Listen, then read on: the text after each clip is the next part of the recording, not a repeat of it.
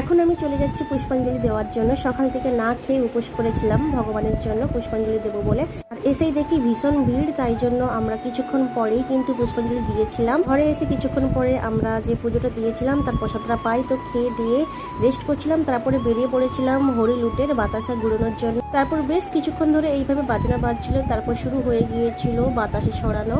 তো আমরা সবাই বাতাসে ঘুরাচ্ছিলাম। আর আমরা যে সাইডে ছিলাম সত্যি বলতে ওই সাইডে কিন্তু বাতাসা খুব কমই আসছিল, যারা উল্টো সাইডে ছিল ওই দিকে বেশি আসছিল। তো এই সাইডে আমরা এখন আছি, এই সাইডে খুব কমই আসছে। তো অনেক বাতাসে কিন্তু ঘুরানোর চেষ্টা করেছিলাম, কিন্তু হয়নি। যতটা হয়েছে কিন্তু আমি 700-800 গ্রামের বাতাসা পেয়েছি। সত্যি বলতে আজকে দিনটা ছিল কিন্তু ভীষণ গরম, সবাই তো বাতাসে ঘুরাচ্ছিল আর ঘেমে একদম যেন ভিজে যাচ্ছিল। এই যে আমাদের ঘরে 7 জন মিলে এতগুলো বাতাসা ঘুরিয়ে নিয়ে এসেছি। চলো তোমাদের সাথে দেখা হচ্ছে নেক্সট কোনো ভিডিওতে, ততক্ষণের জন্য বাই বাই।